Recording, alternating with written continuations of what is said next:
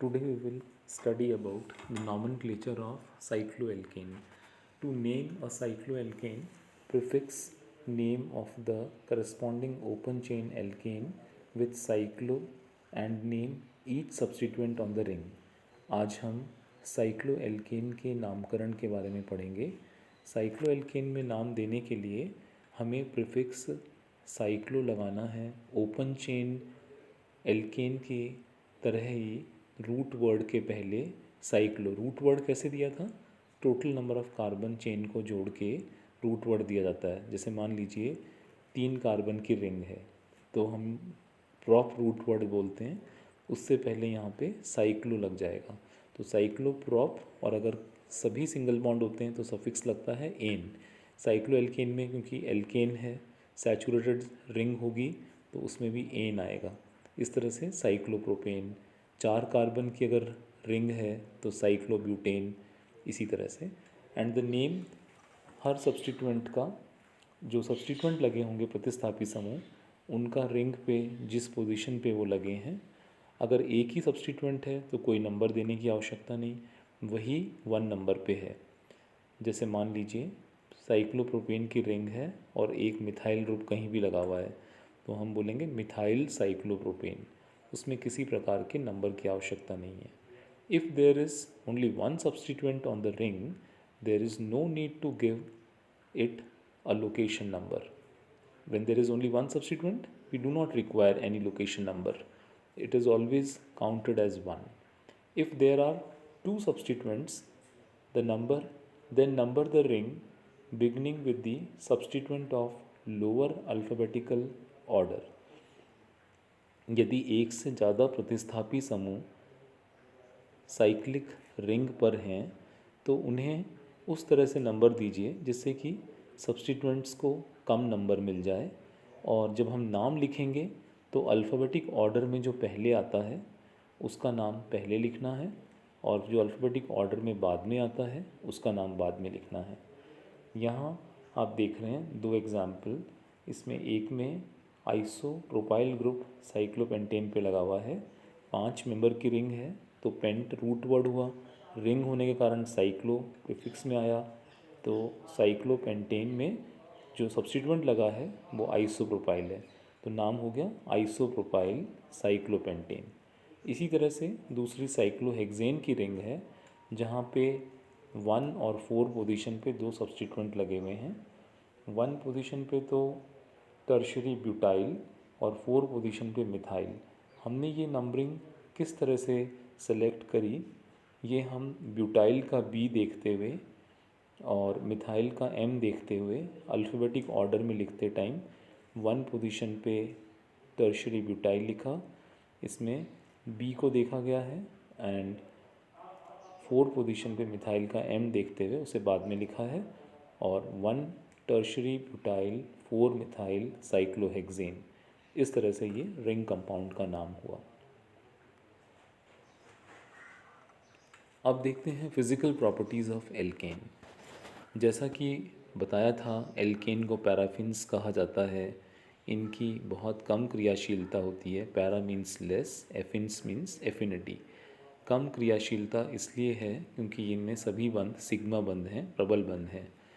और इस तरह से इनकी फ़िज़िकल प्रॉपर्टीज़ में भी देखें तो कार्बन और हाइड्रोजन के बीच में जो सिग्मा बंध होता है उनमें किसी प्रकार की विद्युत ऋणता का अंतर नहीं है, या बहुत मिनिमम, बहुत कम अंतर है. तो almost non polar covalent bond है वो. तो उस बॉन्ड के कारण ही ये बिल्कुल नॉन पोलर हैं, किसी प्रकार की ध्रुवता नहीं है. The most important physical property of alkanes and cycloalkanes is their almost complete lack of polarity. किसी प्रकार की ध्रुवता नहीं है क्योंकि इनमें केवल कार्बन और हाइड्रोजन बंध हैं. कार्बन कार्बन के बीच में बंध है तो पोलैरिटी है ही नहीं, ज़ीरो डिफरेंस ऑफ पोलैरिटी. और कार्बन हाइड्रोजन में भी जो विद्युत ऋणता का अंतर है वो बहुत कम, 0.4 है. कार्बन 2.5 और हाइड्रोजन 2.1, इस तरह से 0.4 पॉलिंग स्केल पे विद्युत ऋणता का अंतर आ रहा है. इतने कम अंतर के कारण ये नॉन पोलर है. Given this small difference, we classify carbon hydrogen bond as non-polar covalent bond.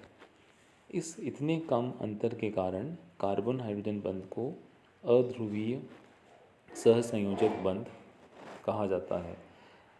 Alkanes are non polar compounds and the only interaction between the molecules are the very weak London dispersion forces.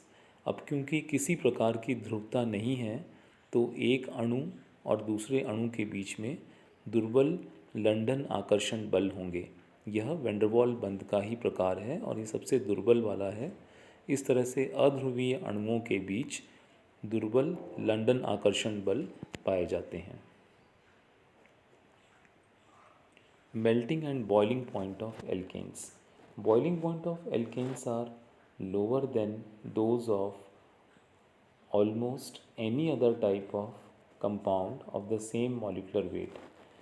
अगर हम boiling point देखें तो alkanes का boiling point दूसरे उनके समतुल्य अणुभार वाले यौगिकों की तुलना में इनका बॉइलिंग पॉइंट कम होगा, क्योंकि अध्रुवीय गुण होने के कारण इनके अणुओं में आपस में दुर्बल वैंडरवाल आकर्षण बल लंदन डिस्पर्जन बल है। अतः इनमें जब इंटरेक्शन कम होगा तो बॉइलिंग पॉइंट कम आएगा। In general both boiling and melting points of alkanes increases with increasing molecular weight. अणुभार बढ़ने के साथ साथ गलनांक और क्वथनांक बढ़ते हैं, क्योंकि जो वैंडरवाल आकर्षण बल हैं वो सरफेस एरिया पर निर्भर करते हैं। अणुभार बढ़ना मतलब इनका आकार भी बढ़ता जाएगा। आकार के अधिक होने पर दो अणुओं के बीच लगने वाला वैंडरवाल आकर्षण बल भी अधिक होगा। इस तरह से मेल्टिंग पॉइंट और बॉइलिंग पॉइंट भी बढ़ जाएंगे। Solubility in case of alkanes we know that like dissolves like, है ना।